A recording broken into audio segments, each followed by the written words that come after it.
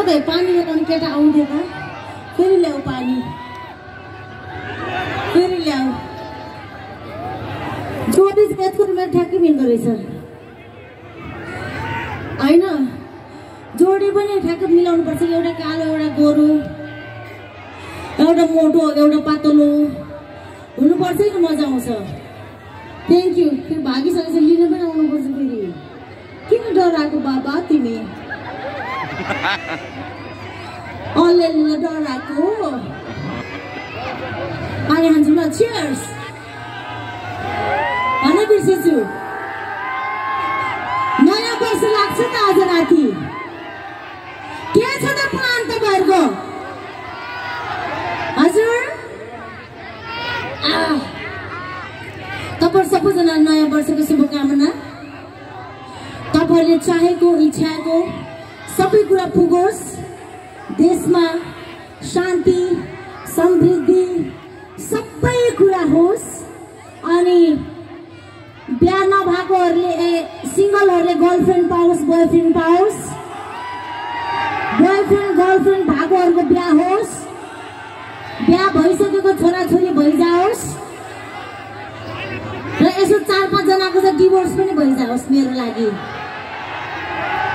सोल्टीको divorce नभएसम्म मेरो बिहा होला जस्तो लाग्छ नि मलाई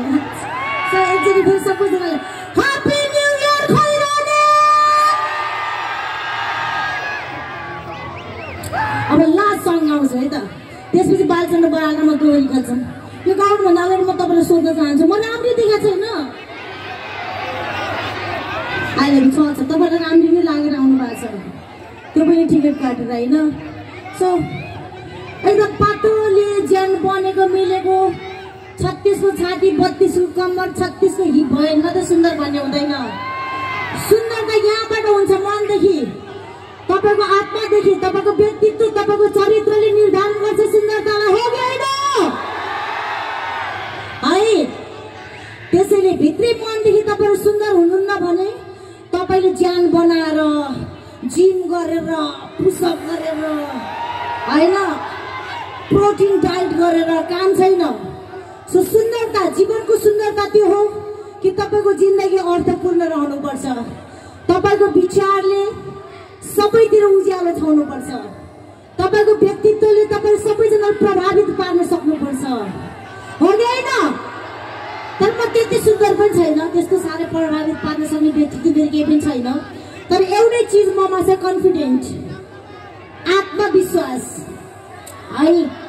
मलाई कहिले पनि गिल्ट हुँदैन म मोटी भयो म त फलानु भन्दा नराम्रो देखे आमोइनी म त कलाकार म त राम्रो देख्नुपर्छ यो एंगलबाट खिचौँ त्यो एंगलबाट खिचौँ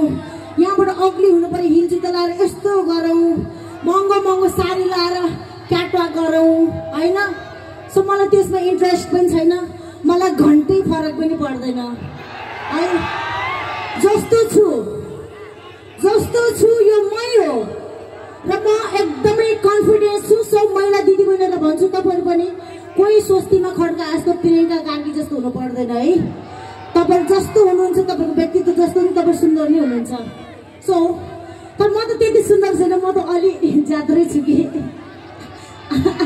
हैन मलाई सबैजना भन्नु नि लास्टै ज्यादा छ यो त तौलो छ भन्छ अब नहुन पनि कसरी रोल पाको एक त खेती किसानी गर्ने त्यही माथि पनि दिन रात जाड खाएर मात्र हलो जोत्न जाने मेरो बाउ म उसको छोरी हो हैन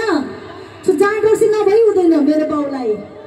त्यो जाड रक्सीको पनि तपाईको सदुपयोग र दुरुपयोग भन्ने कुरा हुन्छ है सो तपाईले चाहिँ कसैसँग झगडा गर्नलाई पिउनु पर्छ भने दुरुपयोग हो तर तपाई